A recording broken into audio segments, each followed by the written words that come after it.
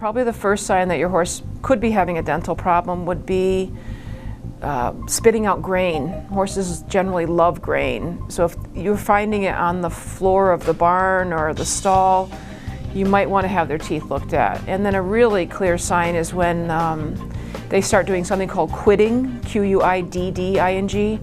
Quidding hay. Hay is a roughage that has a high dry matter content, and it's hard for horses to chew, especially if they have rough edges on their molars and premolars.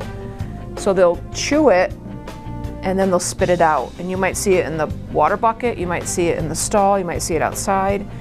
If your horse is on pasture in the summertime, pasture grasses have such a higher water content that they usually can eat that, but then they might not be able to chew the roughage like hay in the wintertime.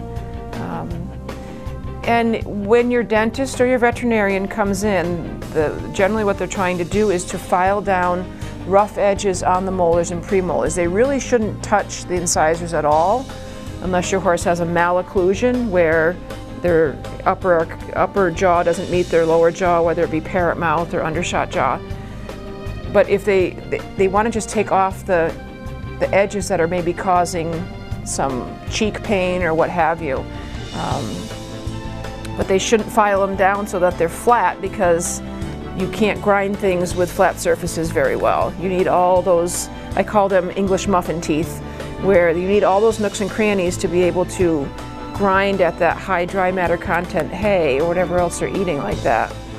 And to, a horse that's in their 30s, their molars and premolars are like ice cubes. And that's why we have senior feeds, and we wet down things and we try to keep them going till they're 43 or something. But generally speaking, if you pay attention, especially this generation of children, you need to be more observant.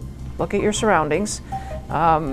Notice things in the stall. If you notice that your horse is spitting grain out, they could just be enjoying it a lot, but watch them. If you look in the water bucket, look for things that you can find ahead of time before the horse actually gets into trouble with their teeth.